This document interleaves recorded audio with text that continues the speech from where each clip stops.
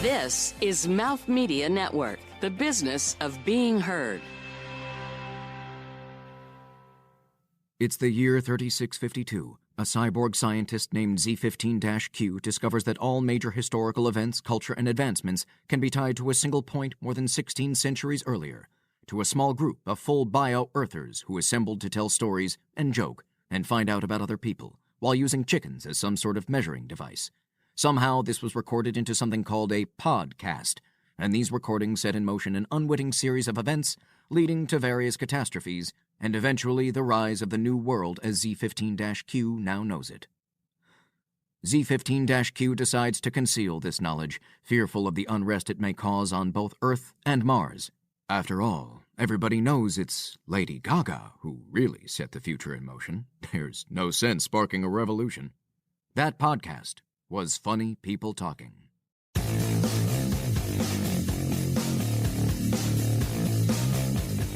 Hi, I am Robby Hoffman. I'm a stand-up comedian and writer, and I'd rather be at Auschwitz than listen to funny people talking.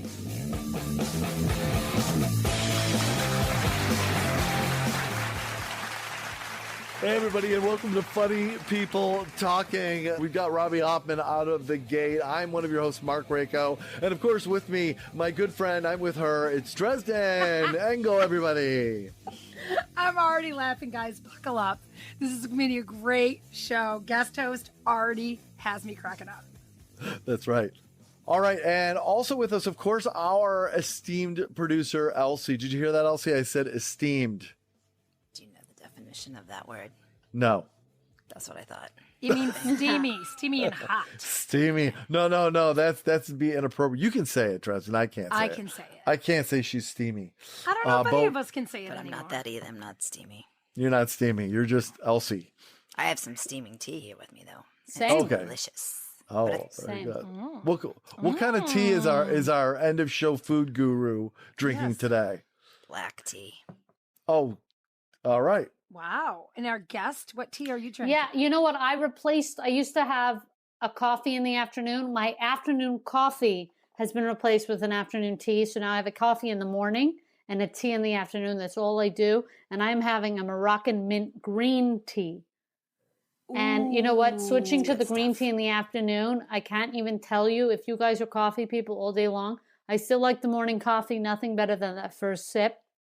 But then the afternoon, when you're getting that, the tea lasts longer and it's like a slower caffeine intake, and it just makes you. You just changed so my good. life.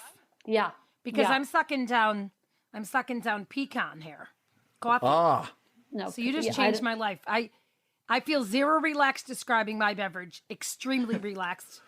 Yeah, but it does take, Just saying. Dresden, it does take like 3 weeks for you to in the beginning of you switching to the tea, you're going to be like, it's not enough.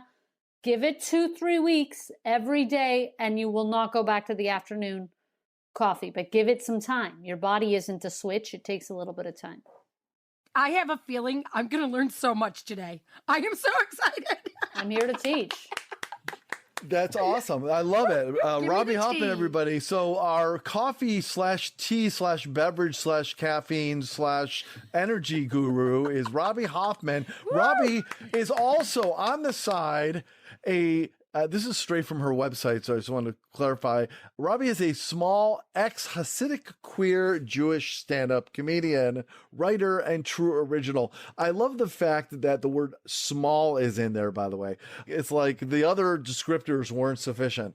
She was just named one of Vulture's top comedians to watch in 2020, one of Comedy Central's Up Next comedians, and she's on Conan O'Brien's Comics to Watch list. She's performed numerous times at the Montreal Just for Laughs Festival, was a headliner for the New York Comedy Festival. In 2019, she recorded her first 1-hour stand-up special for Just for Laughs, I'm Nervous, in Toronto, available on Crave TV. And it has all led to this moment where she is now on Funny People Talking. Congratulations, Yes. Robby. But seriously, welcome to the show. It's a privilege to have you here. Yeah, my biggest credit so far. You don't know how big we're going to get. It just might be. She was an early guest. The reason I put small is because people meet me and they go, I come off tall on TV. Like if they watch my special, people think I'm like some model type, which thank you. But some people have that thing where it's like, oh, on camera, they put on weight or it takes off weight. There's something to do with weight and the camera. Either I think it adds 10 or it decreases 10.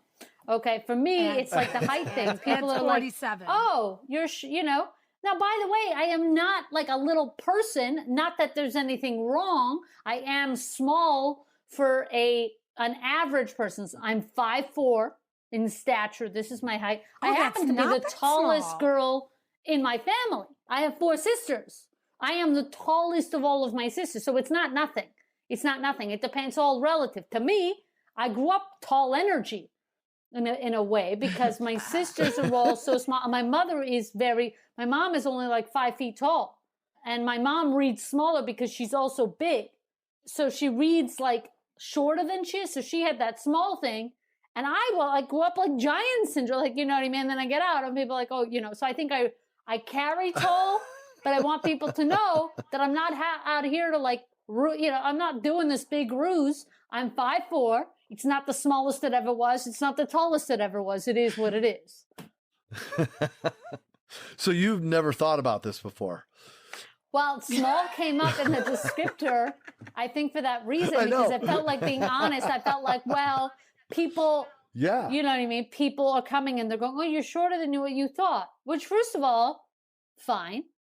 But, I did, I think, have tall confidence growing up, if not for anything else. Nothing else was good but that. I like that. So. I like that. Yeah. All right. Well, thank you, Robby. We're going to have such a great time getting to know Robby in this episode. I'm so glad you're here. Also with us, by the way, is someone that we've never had on the show before. She is one of MouthMedia Network, which produces this show's interns. Her name is Alexi Bolden. And I should mention that she's a graduating senior from the University of Iowa. But here's the big news. She was recently named one of 4 Saturday Night Live scholars and will be taking comedy classes through Chicago's Second City.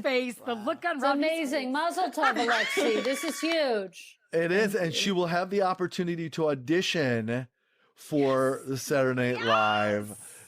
That is just incredible. So, Alexi, welcome to the show. Thank you. Hello, everyone. Hello. We're going to find out a little bit about Alexi in a little bit as well. But first, we have such a great program. Elsie has a great yum or yuck food for us today. Fabulous. We're going to talk to Alexi. Our improv game today is going to be one of our favorites. It's called the News.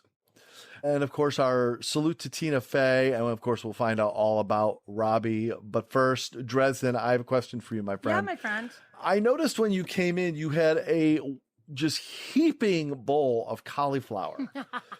And I mean, it is piled high. And I've never seen anyone with that big a bowl of cauliflower, that committed to cauliflower. So what is the deal, my friend? Well, I'm committed to the smell of the room now, to be honest with you. But here's the thing. I got to keep it out, right? Because my husband's getting older. His hearing's not doing too good, right? And I told him, you never buy me flowers. You never buy me flowers. Just call 1-800-FLOWERS. And he thought I said, buy me 800 cauliflowers. There we go. So instead of putting it in a vase, he put it in a bowl. And here I sit wishing it was daisies. Wow. But I don't want to hurt his feelings. So I don't know. At least you don't have to scratch and sniff and smell what I'm smelling. At least you get to see and look in wonderment at my bowl of cauliflower. I will tell you that, first of all, I love getting flowers for people. This year, notwithstanding, I did a lot less of things like that. But I learned something about giving flowers from an old roommate I had. Shout out to Max. I live with this dude. And hi, Max. Hey, Max. I remember, he got me flowers sometimes. Like the weirdest thing. Aww. But the kindest just because thing. Flowers. Yeah, sometimes just because, and sometimes just something like my Zadie died, my grandfather died. I went back home to do Shiva and everything. Yeah. And it's I came back and there was beautiful yellow tulips on my nightstand. He just did pick me ups like That's that. amazing. So you didn't get flowers That's for class. friends. you know, friends and loved ones, especially romantic partners, you know. Did you get flowers from like when you hit those big lists like Vulture and Conan, when you hit their lists with your, you know, pretty prestigious, did you get some flowers? Well, you know what? I love flowers. I have a bit in my special talking about how people don't, you know, it became a bit because I didn't even know it was a bit. This is just something I love is flowers. People give people a really hard time about flowers, that flowers don't do anything. It's like, what do they have to do? When you're that hot, you don't have to do anything. Like, it's just, you know, so I talk about my love for flowers. They look so good. Like stop ragging on flowers, rag on rocks. Rag on some shit that, like, doesn't even look good. You know what I mean? It's like, you're ragging on flowers, they look this good out of nowhere. Blues and oranges, these colors. So I love flowers. They smell amazing. Like, I just don't understand why we're focusing on the negative of flowers when there's so much positive with the flowers. It just felt really weird, and it felt like they were held to a standard that I don't even know why, when there's like wheat, you know, and fucking not looking good nature things. You know what I mean? Yeah. So I don't even know. So I didn't get flowers for those big things. When I did my special and stuff like that, I did get flowers like in the green room. That's always amazing. And, you know, I play no surprise. People get offended by this. Dykes get offended. Who's the boy in the relationship? Now, it's me. Hello, it's me. So people are surprised. People are surprised that my girlfriends have gotten me flowers because they know how much I like flowers. But normally it would be the reverse, where I still do get flowers, but they just know that actually I do really like flowers. Yeah. Well, maybe they would enjoy a nice big bowl of cauliflower. There you go. Yeah, exactly. So there you go. All right, let's get started with the show. Alexi, I'm going to give you the assignment, if you would. Tell me to start the show. Mark, start the show. All right. Good job. That's it. Her moment in the sun, everybody. Thanks, Alexi.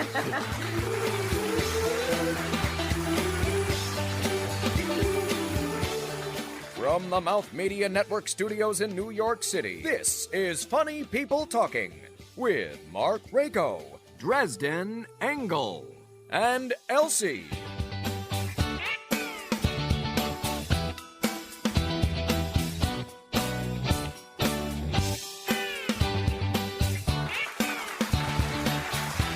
All right, everybody, we are here with Funny People Talking with our incredible guest, Robby Hoffman, and our guest number 2, our intern, Alexi Bolden. Before we get started with the show proper, it's time to get a little bit of housekeeping out of the way. Robby, in case you don't know, one of our goals in life, because I have had so many close calls with working with Tina Fey, and they just haven't worked out, it has become a mission in life to have her intersect with the show in even the most microscopic way. Send us a postcard, drive by, send us a pizza, call in. I don't make fun of us. We don't care. So every single show since we started the show, we do a tribute to Tina Fey where we pray to the comedy gods, putting it out to the universe in hopes that somehow it will reach her ears and she will bless us with a moment of her time. So we're going to do that now. You may either just sit back and scrunch your face up at us, or you can participate. It's really up to you. Elsie, would you be kind enough to lead us off in a prayer to the comedy gods? I kind of wanted to scrunch my face up too. Okay, don't you always? Absolutely. I will lead off. Oh, Tina Fey, please be on the show. We love you so much. Amen. Please. We want you to come and join us. Anytime will be fine. We'll schedule a special occasion for you. Amen. I think Alexi's our best bet. I mean, Alexi could be our best bet. Really. We're playing a long game. Listen, you guys have gotten, you know, the intern. Exactly. You know, Alexi, nothing is altruistic. No, of course they love you and that help is appreciated, but they're doing this for their own goals, okay? So Alexi's our best bet because Alexi's going to audition. She'll be on it. Then you know Tina's going to come back for one of these specials. You know, like, Saturday Night Live, 100-year anniversary, blah, blah, blah. Alexi's there. And Alexi, even though she won't want to at all, she'll be like, fuck me. She will remember that she promised and was in these prayer groups. And she's like, I'm not helping these people. Like, this makes no sense at this point in my career. Like, what am I doing? By the way, Robby, I'm going to go waste my ass to Tina Fey with this. But she's going to do it because it's way on her conscience that she prayed and that she made it, you know, this commitment. That's right. And she's going to waste her ask on this. Yeah. That's it. It's all going to lead up to that moment, and you're just going to give it away. By the way, Robby gave you the most powerful argument to go and do that, which was, I think, Robby, you said that they are doing it for their own goals. So that was, I don't see any better motivation than that No. we are doing it for our own goals. Exactly. So anyway, thank you for that, everybody. All right, let's lead off here with a little time with our good friend Elsie. She was baking, she's cantankerous, and her cat's an adjustment. She's the producer, it's Elsie. We have a feature, Robby, on the show called Yum or Yuck, where Elsie will taste a food. We used to do this in studio where everyone got to participate, but thanks to remote recording at this point, we just allow ourselves to watch and listen to Elsie eating food that we would never probably get access to. So today's Yum or Yuck is what, Elsie? Cactus candy. Okay. Oh, by the way, Elsie, what she does is she tastes the food, describes it in detail to us. These are generally foods that she scours the world and finds really interesting different things, snacks or whatever to try. And then she rates it on a scale of chickens. How many chickens out of how many chickens? It's just what we do. Rubber chickens. Rubber chickens. So Or, anyway, Elsie. Or edible chickens or live chickens, whatever kind of chickens you want. It's a lot of chickens. So what do we got, Elsie? So it's cactus candy. It's from the Cactus Candy Company, aptly named. And it features, so they say, the delicious prickly pear cactus. So This is candy supposedly made with actual cactus? Yeah. Wow. It comes in a small package that reminds me of something It's also not easy to young open. men carry around in their wallets. Oh, Honestly. Just young men. Might need scissors. And just young men. Yeah, the old men, they're trying every chance they can. The old men are like, let's get the show on the road. Let's build a legacy. Exactly. Older men just stick it in their shirt pocket, their breast pocket there, and just for all the world to see, because why hide it? The breast pocket is so precarious that anybody stores anything in a pocket like that. It has no clothes. Like, it doesn't have a zipper. Some maybe have a button. It's like the weirdest thing. Men will put the most important thing in a pocket that if you lean, who's even to say? Like, I need like a pocket with a zip. I know. You know? Robby, is this the first time that you've contemplated the breast pocket? Yeah. Or it's disturbed you before? No, this is my first time thinking about it because it is true that my great uncle Eddie and my grandfather always had pretty stuff. passionate. Yeah. It's another reward of being on this show. Yeah, I not only have an opinion on everything, I have a big opinion on everything, and it's a major problem in my life. And it's completely unfounded. Small. That's right. It's unfounded. Lots of times I talk as if like the girl I was seeing told me that I speak as if things are fact, and I was like, yes. Nobody has more conviction than me. Nobody. I'm the only person that may have more conviction is the conviction with which Elsie has attempted to open this package, which has taken the entire time we've been patting. It is open? It has these tear things on it, and the thing tore off and didn't open. Oh my god! So anyway, it's one giant piece of candy in there. Oh, so it's not cacti. There's no sharing. It's just like cactus. Sour Patch Kids. But it's one block. As you can see, it took up the package. Huh. Wow. For those who can see us in this, but obviously the listeners can't see anything. So all right. It's 1 inch by 1 inch square cube of a fruit gel that took up the whole package. So which looks to be purple, which is your favorite color, No, right? it's not. It's like a pinkish, orangish color. Okay. Oh, My wow. mistake. Reddish, Purple whatever. is Anyway, Oh so I'm my going to eat God, it. 1, 2, 3, it's go. the blue, black, orange dress syndrome, because I saw purple too. Elsie's is taking it a bite of it and cacti? chewing. It is. It's made with actual. Cacti is, the plural. I like to say cacti. If you like fruit gels, like the Italian fruit gel style stuff, whatever, Is it Where would spicy? one you would find like the this. Italian This is fruit very gel? good. Italy. It's very Very good. good. This is I- a hit. 72 out of Alexi, 72 I got your chickens. back on that one. 72 out of 72 chickens. It's that Oh good? my god. Perfect score. Really? Wow. Very interesting. We'll be finding ours in the mail then. I feel like Travis Scott I should get know, I involved But I give with it- this because he's big on like cactus and cacti. We went to a drive-in movie, which has been really fun in COVID, and we bought the big cacti Travis Scott spiked seltzer. and does everything with the cactus. But Cactus Candy, do a collab with Travis Scott. I think we bring this back because it's 72 chickens of 72 chickens. Good. It's a really good tasting candy. The only demerit was the packaging. Packaging was a fail. Which, by the way, again, mirrors its twin in access right at the moment when you need it. So I actually wish Travis Scott would take the candy, keep the packaging the square condom shape, but also make the candy instead of a square, the round shape. The round shape. Yes. You know, Robby. when you so then it's like a cool candy to kind of have like on you. Slinky. That's it.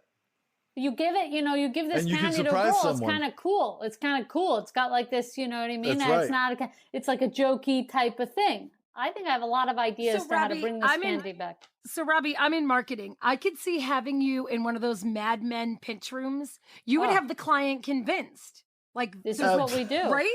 The way this is the candy we release. I mean, I'm not enough. This is how it should be done.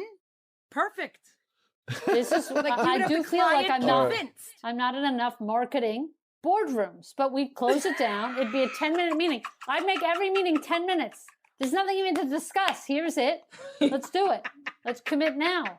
The meeting is adjourned. Everybody go home. Everyone agreeing with Robby. This is it. This is enough. That's right. That's right. It's hot. Cheers.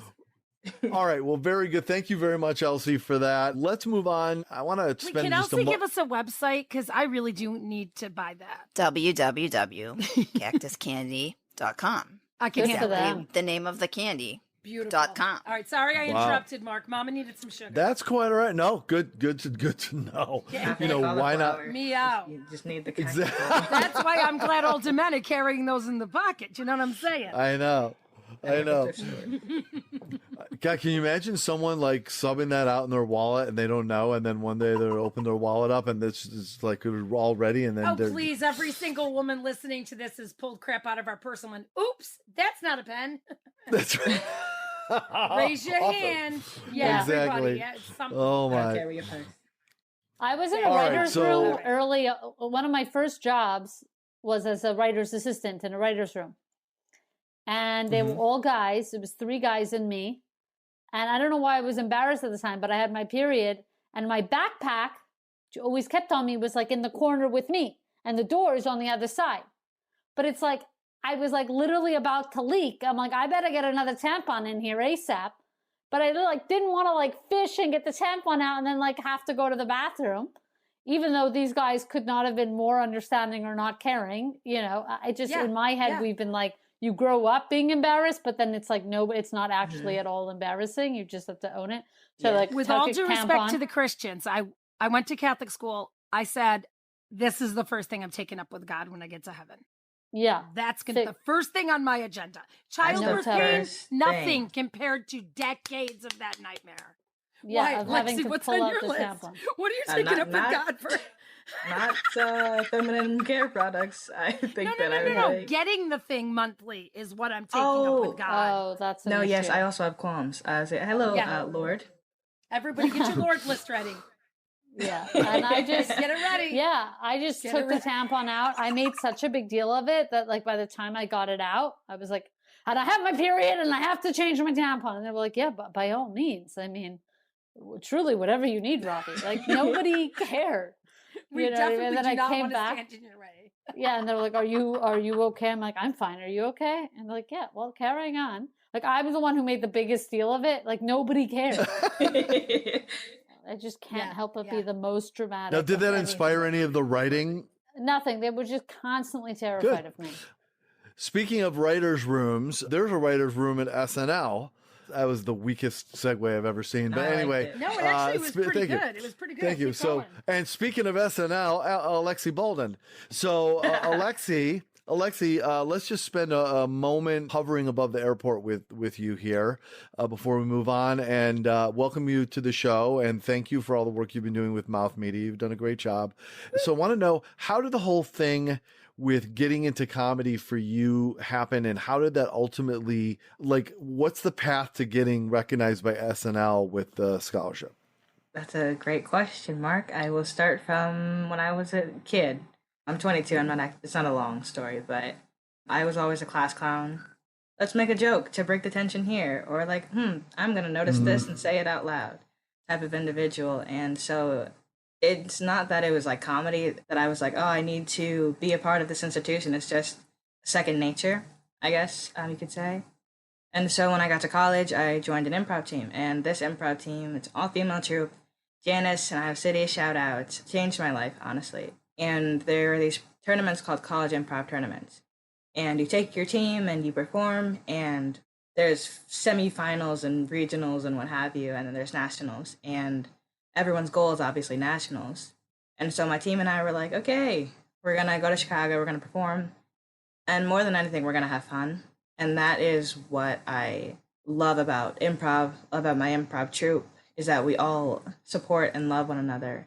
And at these college improv tournaments, I had been surrounded by other comedians and people who love to be funny just for fun. I love to be weird, because I've always been weird, and I love it.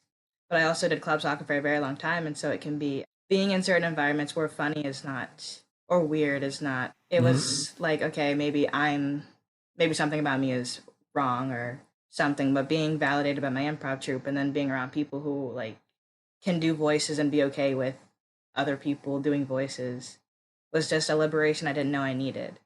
And so these college improv tournaments, the environment and the atmosphere, I was like, I want to do this forever. And that's a decision I made about a year ago. Right before COVID shut down, we were in Chicago, and we performed at Comedy Sports, and we were like 1 point away from making the finals, which is okay. But I don't like when they tell you, like when they come up and like, oh, by the way, you almost made it. Like, dang, now I'm evaluating my entire performance. It is what it is. The most important thing about that, again, was just that it was fun. Watching other people create these realities out of nothing was the most fun. And after that, I was like, this is what I want to do. And then when quarantine happened, I just ate all the sketch comedy shows that I could. And A Black Lady Sketch Show was one of my top shows that I had watched. And I was like, this is insane. I went to a Writers Guild event where the writers' room spoke. And again, there's another form of validation. I'm like, this is what I want to do. And watching SNL clips and watching Laugh-In and watching Reno 911 is not necessarily sketch comedy, but that show is its own greatness. Yeah. And then when the opportunity for the scholarship came around, I was like, heck yes. This is what I had contemplated when lockdown started. A mentor had sent it to me because I was like, what do I do post-graduation? And I took this masterclass. Shout out Jessica Jordan. She's amazing. And she saw this opportunity and sent it to me, and I applied, and there we are. And was it like Awesome. like a video audition? So it was kind of a two-part thing. So the initial application was, it'll come out next year, and everyone can read the questions. I don't really remember them at the moment. But it was something like, tell us why the scholarship matters to you. And I was like, easy. Tell me why SNL matters to you? Easy. And it was just these questions that I honestly just spoke from the heart with all of them. And honesty is the best policy, and that's led with that foot forward. And then I got the notification that I made it to the second round of applicants. And I think I like passed out standing up. I'm not sure. It was just like a lot of excitement at once. And the second round was an interview and sending material in and everything and talking with everyone. And then from there, the new year, the announcement was made. It was like, this is so dope. And it was out of 1,300 applicants at Second City, because UCB did one. I think the Pit did one as well. I just want to see you in action now. Can we see you online, hon? Follow me on Instagram and you can see everything. All right. And your Instagram handle is? Alexi Bolden. Awesome. Mazel tov, So Alexi. we're hoping This is to unreal. pull Alexi and the other. Thank you. we're You too, Robby. You're killing it. Honestly, killing it. Thank you, babe. Our hope trust is we're going to have Alexi and the other scholarship recipients. We're trying to coordinate to get them all on the show together for an episode. Hopefully that'll happen soon, thanks to Alexi. So thanks for sharing that, Alexi. Congratulations. We're proud of you. It's really, really great stuff. So we're going to take a quick break. When we come back, we're going to play our improv game, and it's all about Robby Hoffman right after this.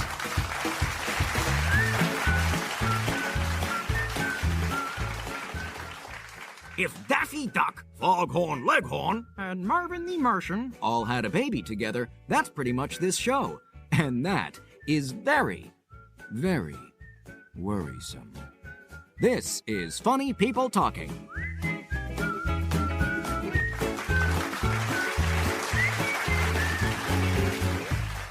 All right, it is time for our improv game. Our improv game this episode is one of our favorites. It's called the News. And now, an improvisational comedy game. And the idea, basically, Robby and Alexi, is you know how you get these live shots out on location with local news shows that just seem to be for the stupidest reasons sometimes. So let's pick the least impressive reason that there might be a live shot that could be as simple as like my shampoo ran out. Mrs. Smith's shampoo ran out. It's a big calamity. You know, something spilled jelly beans. You know, I've missed something on my calendar. It could be the dumbest reason of any reason, and we make it into the biggest news story that there was, basically coming in from the studio and talking with the anchor, the reporter on location. So Dresden and I are going to demonstrate here, and then if you're cool with it, Robby and Alexi, I'm going to have the two of you do the next round. Okay, everybody knows I've never done improv in my life. But I did work on an improv show, and until today. It worked. Okay, it is what it is. I'm happy to play. I don't know all the rules. I don't always know that you tap, you got to leave. I didn't leave. Lots of times I was supposed to leave. So it is what it is. That is precisely why. Exactly. That is precisely why we are demonstrating, Robby. And I'm like, okay. That's it. That's it. It was tapping me in the middle of the show. It made exactly. No sense. Someone told her to get on stage, and she was like, "Yes, and." Yes, and I'm just here. There's no one. All right, let's go. Dres, you want to be in the field or in the studio? I am happy to be in the studio. Okay, I'll be in the field then. And Robby, I want you to give us, if you would, a reason why we are doing a news report that would probably not be an impressive reason to do a live report. Anything in the world is fine. Okay. My cat vomited on my carpet. Great. Robby's cat vomited on the carpet. Exactly. Great. Okay, so thank you for that. And what's your cat's name, Robby? Jocelyn. Is there a real cat? Yes, she's right here. Jocelyn. Cat Jocelyn vomited on the carpet. And Alexi, I'm going to ask you, what is the location that we are reporting from? Ooh. Aurora, Illinois. Okay, great. Thank you very much. All right. Oh, here's the cat. That's Jocelyn. Oh my God. Hi, Jocelyn. Cameo. Yay, Jocelyn gives a cameo. All right, here we go. Dresden, throw it to me from the studio whenever you're ready. Yes, hi. Thank you. And that was this week's weather. Well, we're now going to go on location with our roving reporter, Mark Rico, where something pretty dramatic has been happening right here in downtown Aurora, Illinois. Mark, you appear quite concerned. Please share with our viewers what you are experiencing on site. Thank you, Dresden. I am here in downtown Aurora, and the situation is indeed tense. It seems to be mounting minute by minute. The walls seem to be closing in on all of us, largely because... Are you safe? Are you safe? That remains to be seen, Dresden. There seems to be a cloud in the air, an odor of sorts. We haven't quite been able to identify it, but it seems to be emanating from a cat. A cat has apparently projectile vomited onto the carpeting in a small AirBNB that comedian Robby Hoffman was staying in. Her cat, I'm sorry, what is that? Oh, the cat's name is Jocelyn. Interesting name for a cat. Excuse me, Mark. How many people were staying at this said AirBNB, and have others been harmed? Well, that is part of the story, I believe, Dresden. There were actually 427 people staying at the Airbnb. I believe that the stress of the overcrowding led to the cat vomiting just out of reaction, I would assume. What I thought was the most interesting part is the vomit has been taped off by the police and first responders who are in some sort of hazmat suits. For our viewers, since we're not allowed to have the cameras due to the hazmat suits, can you describe what you are seeing? Absolutely. Have you ever seen melted crayons? They seem, it's very similar sight to melted crayons, except it smells a little bit more like ketchup. and laundry soap mixed together, which is sort of interesting. And the reason for the people running and screaming is because of the cat incident at the Airbnb?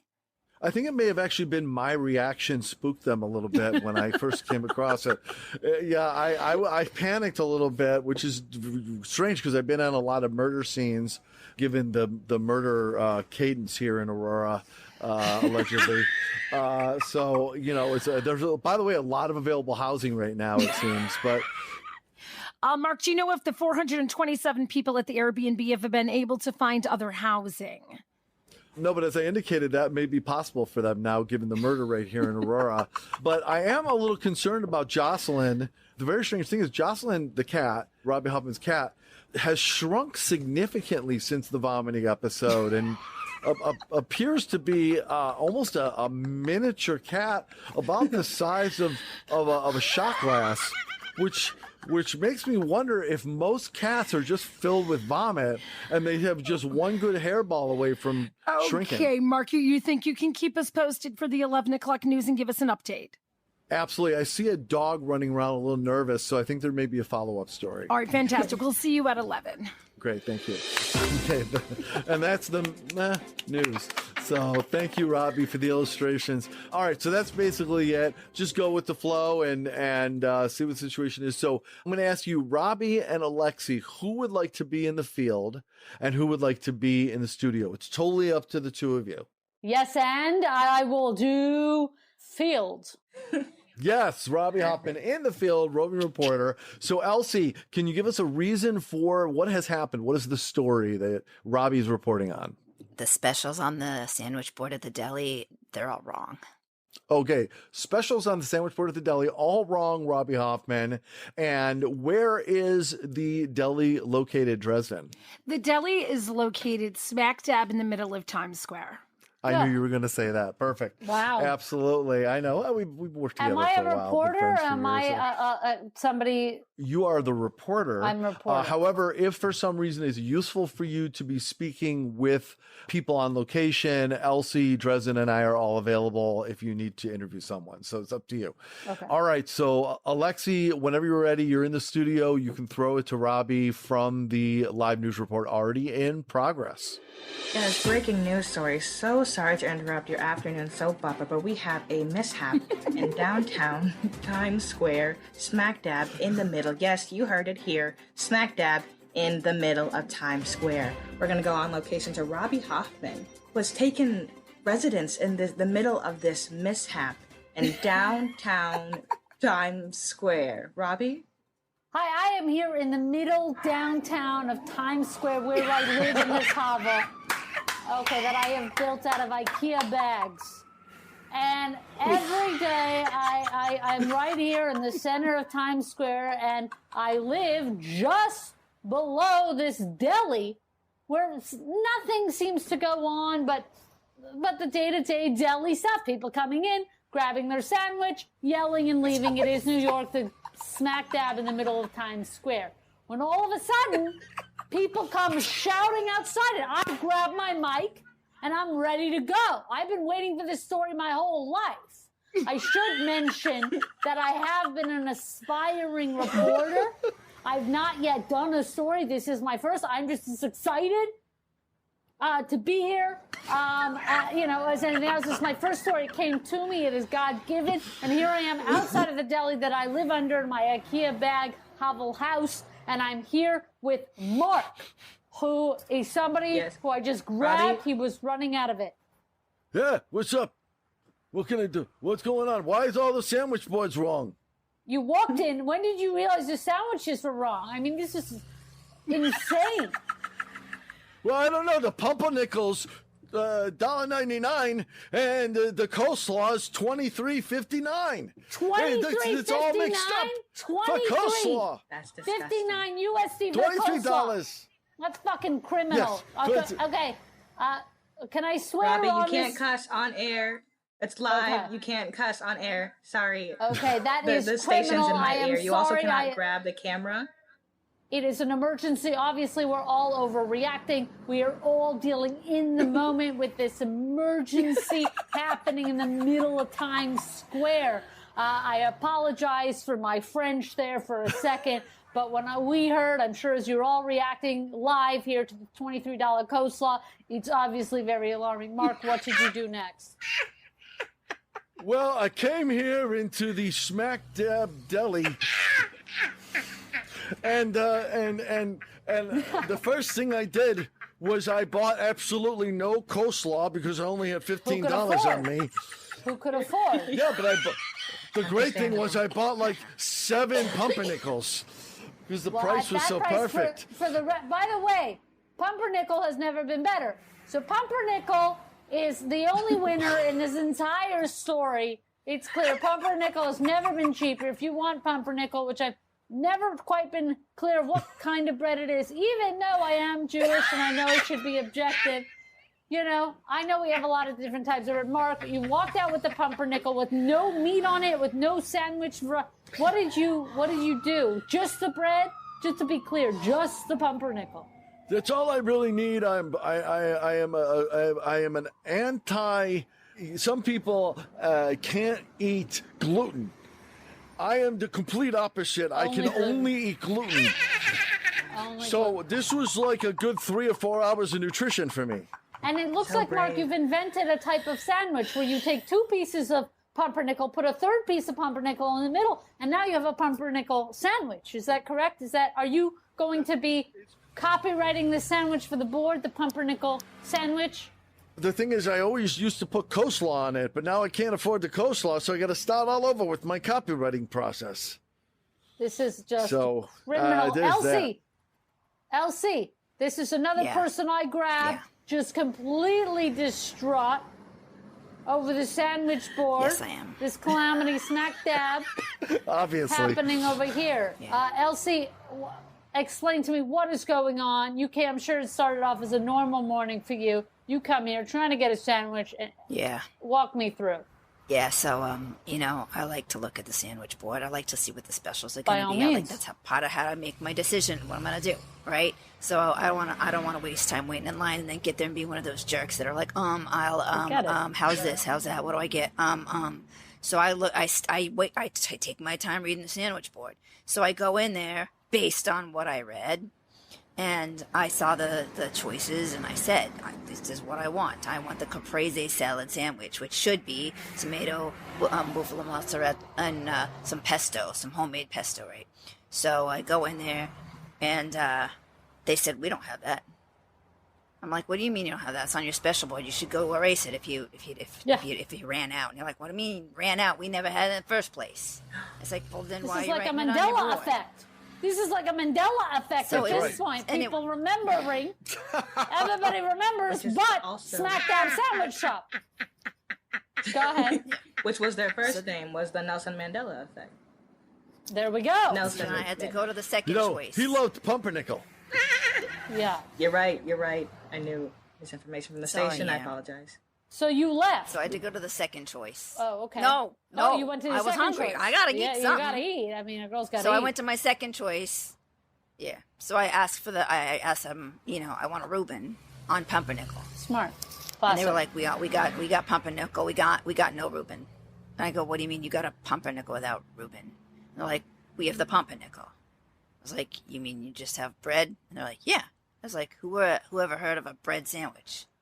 And they're like, well, the guy that came in before you liked it. Yeah, exactly. And scene. That's funny. it. Very good. Robby Hoffman, great job. Great job, Alexi. Guys. Great job. Good job. Robby, you killed it. Robby. Good job.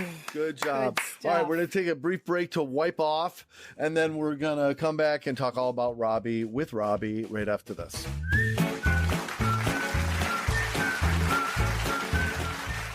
Make sure to follow us on Instagram at Funny People Talking and Elsie at Elsie the Producer.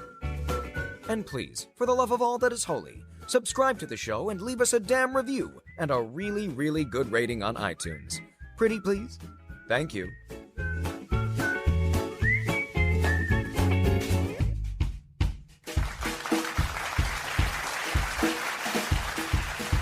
All right, everybody, we are back on Funny People Talking, and it's time to talk with Robby Hoffman about Robby Hoffman. So, Robby, when you started out doing your comedy, what was the point in time in which you made a decision that part of the identity of your because there's one thing to just be doing comedy that comes naturally up from who you are. And then it's another thing to say, that is how I'm going to identify myself as a comic, as someone that is in this vein. And people are already going to think about me that way right out of the chute. And they're going to expect some things from me because of how I've identified myself in the description of myself or my bio or whatever. What was the point in time that you made a decision that, I mean, I know you've always been you, but what was the point in time that you can think about where you made a decision and said, I'm all in on this. This is going to be how I'm thought of. And then my comedy is going to connect to that identity.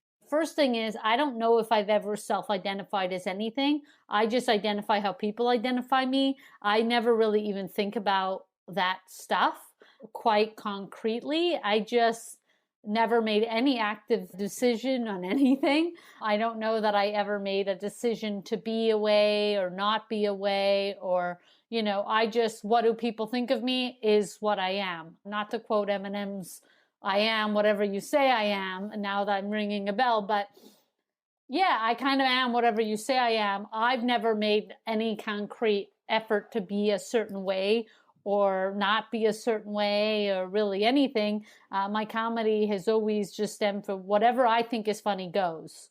You know, it's unlike writing for me. You know, you ask me right now if I have time to join for another 10 minutes. I do, because I'm procrastinating. It's always when I have the most time. You know, I'm on a writing deadline due next Friday, but it's like writing to me is extremely collaborative. You know, even though if I come up with the story that ultimately goes to script and that's a script that I take home or whatever, everybody's got a voice. There's a writer's room. There's sometimes executives. There's people who can give thoughts, notes, and that sort of thing. And it becomes this collaborative effort where, you know, you're trimming the fat and you're getting to the, you know, it ideally leads you to a better product in the end. You know, with stand-up, it's not collaborative. It's just me. I am the end all be all. I am the god of my stand-up. What I say goes.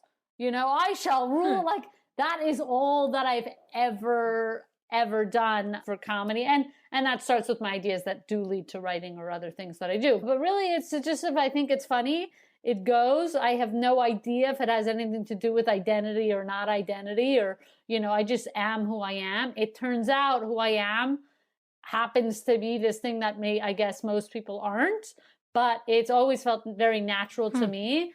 I just feel like everybody else. I guess I don't know another experience, but I don't actively think of it maybe as some people think of it when they look at me. But to me, it's just normal, and I never think of myself in those terms or feel like I have to adhere to something or not adhere to something.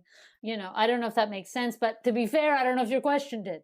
So it is what it is. You know, I'm matching. I feel better about myself. Yes.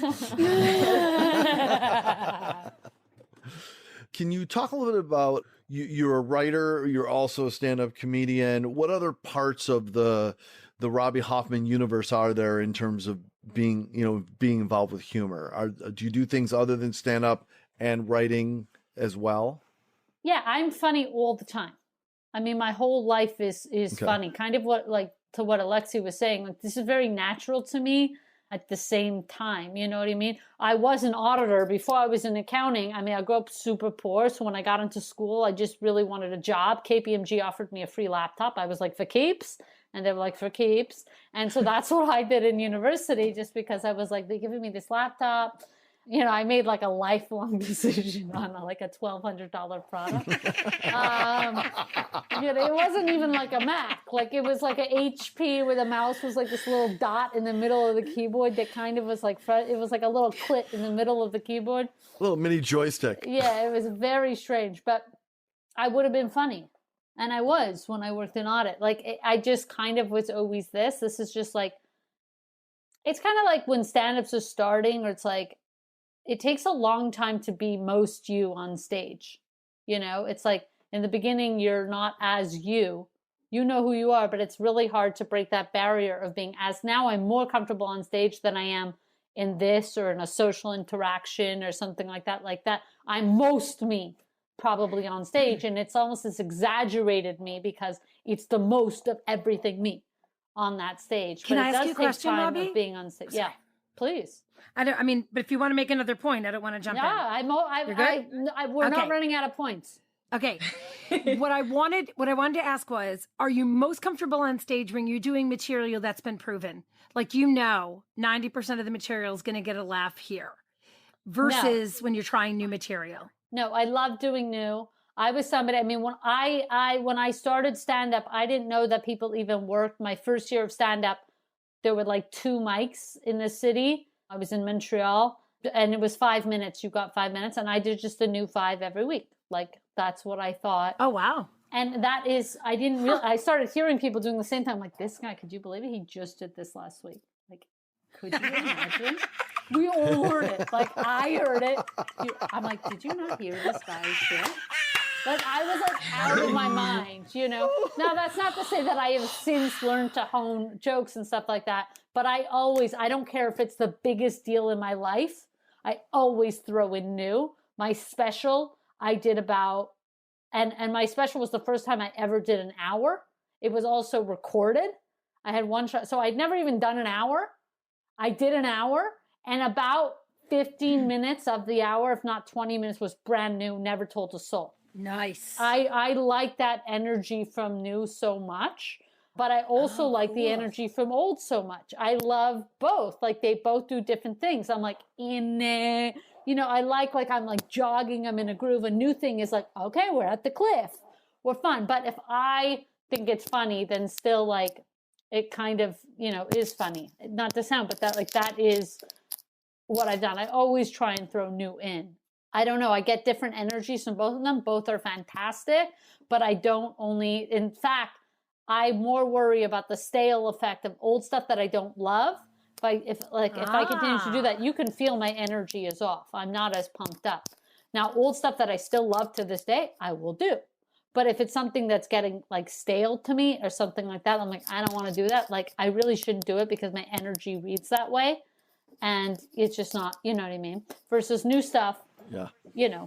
How would you say your writing process, doing the stuff that you do with a group of other writers, or for for script purposes, differs from your process of thinking of what's funny for your stand-up?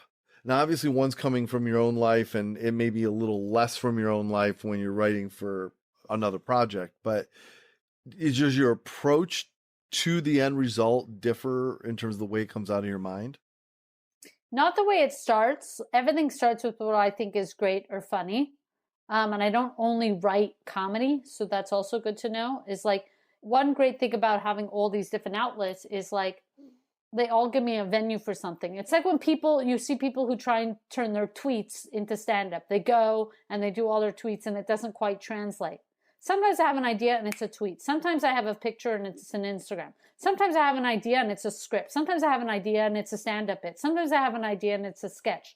There's actually somewhere to put all of these ideas rather than trying to shove an idea that's not for something into a thing. Now I can have any idea I absolutely want and I got somewhere to put it. Versus like, oh, I have to do this to this. You know what I mean? Now, it's not to say that a tweet can never be a joke. There are some things that are, but for the most part, most ideas, the way that I think of them is the way that they kind of stay as, and that could be different for different people, whatever. So there's not really a difference in the way that I approach it, except that in non-stand-up contexts, in some of my writing, I don't only write comedy, and so I'm able to think of things that aren't only that, but it still comes from something that I think is great. And the difference is in collaborating, it's getting to see other people's, in the beginning when I would take notes about something that I wrote or something, I'd be like, okay, thank you, goodbye. Like I would, when you're first starting out, when I was a writer's assistant, I got my first script and he gave me notes. I'm like, and we're done, But then when I sleep on it and I take a day, I actually started implementing all of them and it worked much better. You know what I mean? But now I'm really good at that process. Now I ask people for notes. Hey, will you rip this up? Will you fucking go to town? You know what I mean? Anything that hits you, just, and the thing is. How did that change, Robby? It's just because you practice doing that. Like in the beginning, I didn't want, somebody, for writing, somebody gives you notes for the first time if you wrote a script. You're like, It's hard to take critique because in stand-up you're so used to not taking critique. And then so in scripts are made better by critique. I don't think necessarily stand-up is made better by critique. So stand-up is still that thing that I don't get critiqued. I don't welcome you coming after me, mostly men after show. You know what would be a great, I don't care. You know what would be great? That I don't care. But in a script, I care a lot because I have, you know what I mean? Because it does make that, for me, this is all for me, disclaimer. It just trims that fat and it's able to see perspectives of like, oh, I never thought of it like that. Or, oh, that is a hiccup. Or, oh, I'm seeing it, you know what I mean? Which is super, super helpful for that process. They're just completely different processes, but they all give me somewhere to put stuff. Yeah, I feel that. And when you were talking about how people decide to critique your material when you don't ask for it is, yes, an occurrence that I wish didn't happen. And in 2014 was that you did a TED Talk, right? Oh. And it was, can I ask that question? Yeah, of course you can. How did that come about, the opportunity to do that? And the premise of the TED Talk, correct me if I'm wrong, was addressing the statement that women are funny or are women funny. Right. And I would be interested to hear how your ideas have changed from then, if any, or if you've had any other experiences as you've gone on in your career and your identity as a person, and any developments of the thought that you presented on in your TED Talk. Well, thank you. That TED Talk to me is super embarrassing right now. To me, by the way, it's a TEDx Talk, so thank you for inflating it. But at the time, it felt like that was something where they really coached you, and I was fine with it because that was the process like they wanted. But I felt like, oh, I was too young to be giving this. I felt like I don't want to be preachy. I don't want to give advice. So the way that I went about it was just to share my story, like not be preachy, not be advicey, like just like, here's my thing and that will be it. But I have nothing to give you. I have nothing to tell you. And I still generally don't like giving advice or anything like that. So that's why it felt like, oh, like now looking back, like I was giving this big talk when I was just starting out. It's like so stupid to me. I feel like embarrassed by it. But at the same time, it exists. But about women aren't funny, it just always felt like just not true. I just like to like say things as is. And it just never felt like true at all to me. And it felt like saying, well, like people aren't funny. Like I just don't decipher between men and women the way that I guess a lot of people have. I just always, when I hear women aren't funny, I hear people aren't funny. If I hear men are funny, I hear people are funny. I don't necessarily think that that's like the way that I've ever looked at it. Also, I just knew it wasn't true. My mother is the funniest, like, and she's not on purpose funny. I laugh at her. It's an important distinction, but it's like, I just grew up in such a funny family and everybody I know is funny and just like, I was funny always. So it was like such a weird thing that was like said a lot. And I do think men are funny. I also think women, like I think people are funny and some people are not funny. So it made no sense to me to break it up that there's a lot of people who aren't funny. Why aren't we focusing on them? Rather than focusing on the women who are funny. You know, there's so many people who are not funny who think they're funny. And it's really uncomfortable that funny people have to be around people who aren't funny who think they're funny. Let's talk about that because that's really hard. As a funny person, these are microaggressions that I face all the time that nobody talks about. No, it's true. And I've had a female sketch comedy troupe since 1998. So I'm a couple decades deep in having to deal with that question of, are women funny? And I'm like, well, I don't know. Did you see the people doubled over in their seats for 2 hours or did I dream that? Yeah, women are funny. I have taken offense to it. And it just, of course. I love that you don't hear it. I love that you hear them just saying, well, then people aren't funny, because I have just that much age on you that I, carry a little bit. No, and I so respect like the comics. Yeah, the comics above me. I understand why they feel like, sometimes you hear, well, just be funny. Don't like, sometimes you hear, well, just be funny. Like, forget it. You know what I mean? And it's like, I have so much respect for the women before me where there was one spot on the lineup for a girl. And so they are competitive. And so they are, you know what I mean? I do blame men for doing that to them. I don't blame you know what I mean? It's like, I know that the system made them competitive for that, Yeah. When I dabbled in stand-up, the men were so disrespectful, I stopped. So, so Yeah, and Here, I'm really here, sorry. a new generation. Let's hope. Yeah. NPR posted our recipient thing on their Facebook page, and the comments underneath it by men who were like, "Women aren't funny. This is what you call diversity." It was just like pages of comments of people who reinforce the idea that women are not funny. Oh, Alexi, I'm so sorry. I take back my saying that it's changed. No, you're fine. It was just alarming. Yeah, I agree alarming, with good word. Alexi. And like, even for me, when I started, like, I'm saying it's not even like I was hearing that too. You guys just really went through it. We were probably, my generation was probably the first to like that with 2 women on a lineup. You know what I mean? And I still get stuff like that. And the truth is, some women aren't funny. If women aren't funny to you, they're not funny. That's fine. You know what I mean? It's like, okay, so to you, women aren't funny. Great. Comedy is subjective. I think, you know what I mean? It's like, I think people are funny or people are not funny. You think women aren't funny? Fine. Watch. Yeah. There's comedy for everyone. That's a you like, problem. You know, yeah, it's like it's on you. There's a lot of people who say women are funny. It's like not even a thing. It's like saying purple's not a good color. To you. Like, it's just like the weirdest thing. Some people fucking love purple. Some people fucking love, you know, whatever. It's just like, it's such a weird thing to think like the thing I don't like is the thing nobody likes. It's like, I've never thought that You're so ever right. about really anything. So for me, I always pursue, but it's not to say that I didn't face this. There's places in Montreal where they were pathetic to me, like starting up and stuff like that. Still those old, you know, everybody running those places was still coming from the people who held you back. Dresden and Elsie and everybody who comes before us. You know, there's still those people running it and they're going, why? And then everything you get was like, well, obviously because it's a queer thing. Obviously because it's a girl thing. Like, no, it obviously is because I'm funny, but it doesn't matter if you don't think so. Like, I don't know, these are such complex things, but it's such a, it is still pervasive, but it's also like, nobody cares what you think. Like, you're not, like people who comment, like, do you think about, I've never commented on something in my life. In my life. What is going on in your life that I can't even imagine positive or negative commenting on something. I can't even, unless it's like a friend I know. I can't imagine on an anonymous YouTube video, positive or negative. I think it's weird that you made a comment. But yeah, so these are complex, long. Well, that person... Exactly. That person's like, yep, did it, made my contribution to the world. That's going to affect change right there. That comment I made. Yeah, that's going to convince everybody. I just think we know that these things aren't true. Yes, go ahead, Dresden. I just want to say something on a high note, and I'd love all 4 of your thoughts. So in all my years of doing sketch comedy, I would get kind of frustrated. I go to London and I see the annotated Shakespeare show and the guys do the whole show and they put balloons in their shirt and ha ha ha ha funny.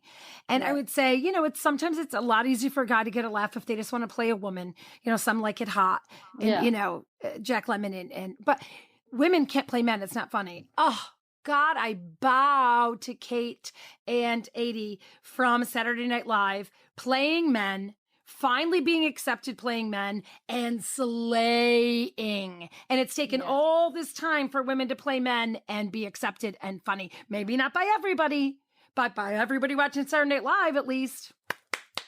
It took all these years, 100% in my opinion, for that to happen. Huge shout out. Yeah. Huge shout out. Thank you, Kate and Addie. 80. Yeah, it's 80, just like, 80, it's so dumb, like that we just, like generalizations in general, I just don't agree with. Like saying half the population isn't something, it's like, well, we know it's just not true. Right. So like, I just don't understand, like I don't even want to move forward. I'm like, okay. That sounds so absurd when you say it that way. Half the population isn't something. Like, let's focus on, you know, it's like, I would say both statements with assurance. I will say, yes, women aren't funny and women are funny. Which women? Men aren't funny and men are funny. I mean, it's like the weirdest thing. Yeah. Yes, there's a lot of women who are not funny. And there's a lot who are, and there's a lot of men who are not funny and a lot of men who are. Weird.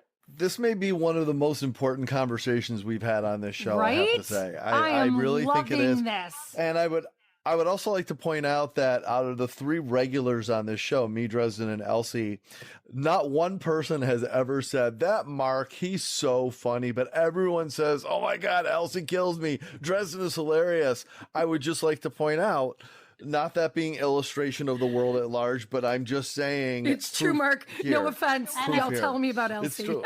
It is.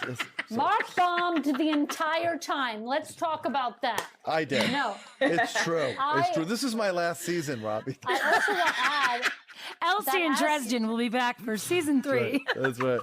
They're hiring me Dresden, in place what of you- Mark. Exactly. Ooh, We're is this your upgrading. coming out party? All right. That's what I heard. I heard the salary is great. Yeah. Nope. Benefits.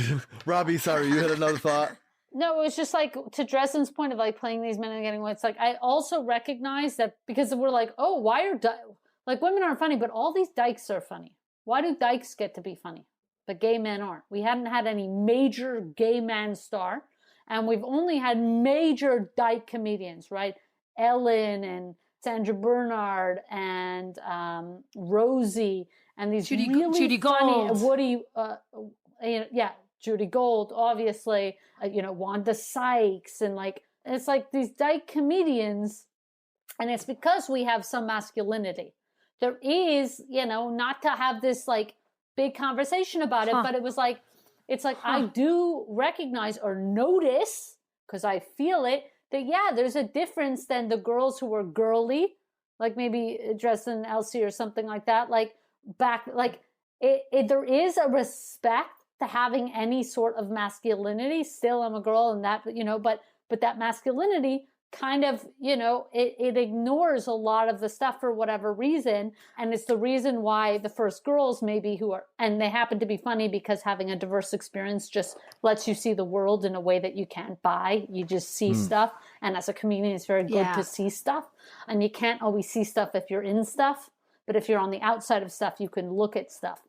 That's very hard to articulate, but it's how I feel. And then No, gay you did a good job. You did a comedians, good job. and then gay guys, it's like they have an effeminate quality about them sometimes that did hold them back.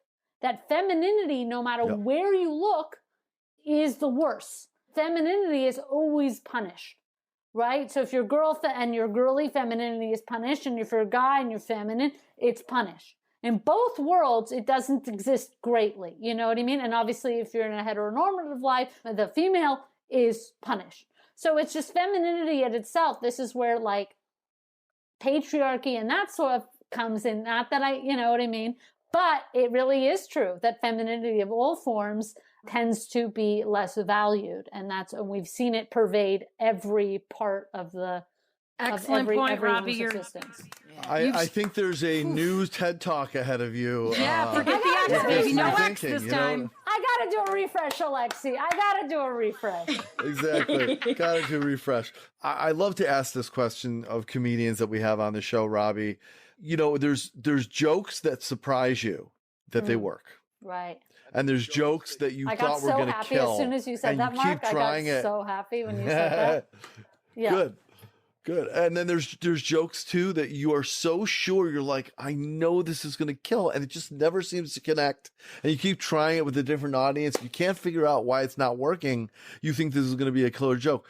So can you think of either a joke that you thought was hilarious that's never worked, that you keep trying, or a joke that you were shocked worked, but we were like, this is never going to make it, but I'll throw it out there, and it just slayed?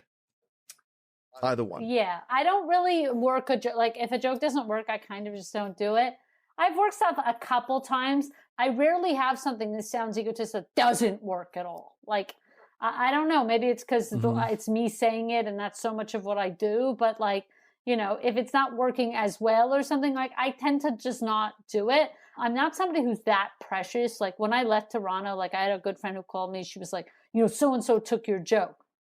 Now, if it's a good friend, I have a problem with that or something. But if it's like somebody, I'm like, you know what I mean? Like, I started to get less precious about that. It's like, listen, I don't think it should happen. I think it's like embarrassing and weird for you that you're doing that if people do that. But it's like, kind of like, I'm like, I got a million where that's coming from. Like, I don't need every single joke. Like, I'm always thinking of things, and the world is evolving too quickly and too much to think about. So it's like, I don't know. I don't really work. I'm not like mad if something doesn't go as well as I thought. I kind of just do the next one. And then like jokes that no, and I do again, this is sounding bad and maybe like, but I do genuinely believe I have as much conviction for my jokes as I do on my opinions. Like if I think a joke is going to work and it works, I'm like, oh, I knew it. Like there's not even a surprise because I believed in it from the second I wrote it down. I thought this is fantastic. So when it goes fantastic, it's like, exactly. Like here we are, right again. I'd rather be wrong. Yeah. But you know what I mean? It's like I'm never, and then when I'm wrong about something, I'm like less eager to admit. I'm like, well, it didn't work out as well. I don't, you know what I mean? I'm like more forgiving of it. But I never am surprised something that I thought would go great goes great. I'm like, exactly. This is why I do what I do.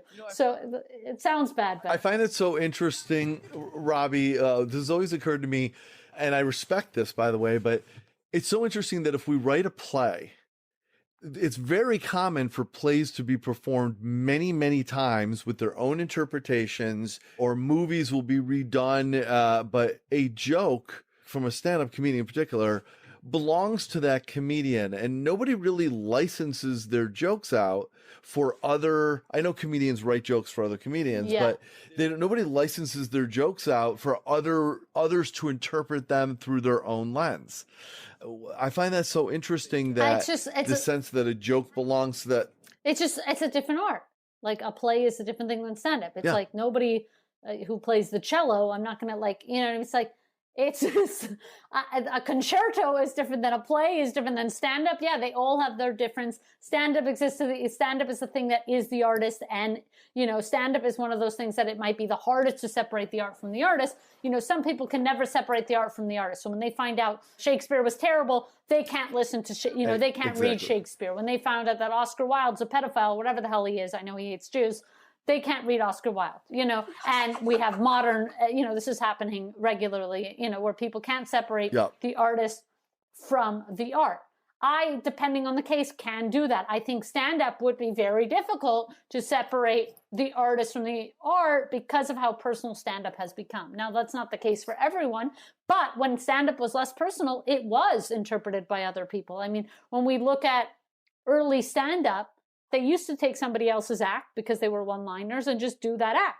And it was very commonplace to say, oh, I've been doing Lenny Bruce's act, or I don't know the old stand-ups. I don't know if it was Lenny Bruce. He's like the only name that I know right now. But it's like, oh, I'm doing this person's act. You sounded very knowledgeable. You shouldn't have stopped. Yeah, it was less personal. And so it was interpreted by other artists and done by other artists. Now that stand-up has become very, it's a la mode to be more personal because styles change in everything. Styles change in music and film, in fashion, and everything that we do. The style has just evolved to incorporate more of the artist. And I don't think that's the same for plays. Some plays are, I don't think anybody is doing Hannah Gatsby's one-woman show or whatever from I don't think that I know Hannah Gatsby did like a play or a one-woman show. Like nobody's taking that, but we're still able to take more non-personal plays and do that. But if plays become this thing where it's like really impossible to separate the I don't know,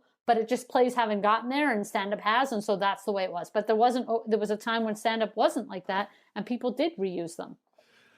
All right. Gosh, we could just go on and on and on and on and on, Robby. How do we do with not asking all the questions you've had before? You're excellent. It's a lot of fun with all of you. That's all I needed. A lot of fun with all Thank of you. Dresden, if your sketch group is ever in LA, I'd love to come check it out. Thanks, love. Appreciate that. Yeah. Dresden Sketch Group, by the way, is called Estrofest, just for everyone's edification. Estrofest.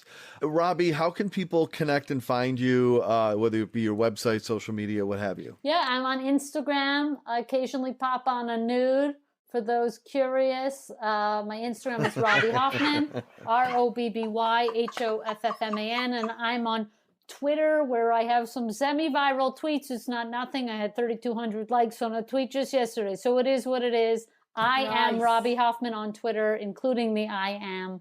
There's a Robby Hoffman in Pennsylvania with 37 followers who will not give me the handle. So I am Robby Hoffman on Twitter. And that's really it. All right. She is Robby Hoffman. And Robby, we can't thank you enough for joining us for this spirited, important, and super fun conversation. And playing a game and everything like that. Thank you very much for all the wisdom I thank all that you of share you. out there. Can't wait for your TED Talk. Okay, thank you all. So nice meeting all of you. Can't wait to connect again soon. Thank You Sue. too. That is it for this episode of Funny People Talking. A big thank you to Alexi Bolden for joining us, and congratulations again, Alexi. We'll see you soon. And a big thanks to my friend Dresden. Women are funny. Yes. That's right. And Elsie. Thanks a lot, Elsie. Yep. And I'm Mark Grayco. Have a great day, everybody. We'll see you next time. And by the way, stay funny. That's it? That's the end of the show? Boy, oh boy, what a crock. This was Funny People Talking. No portion of the content may be reproduced or published without the strict written permission of the producers. Connect with our show at Funny People Talking or at our website, funnypeopletalking.com. I'm your announcer, Peter Coleman. Thanks for listening.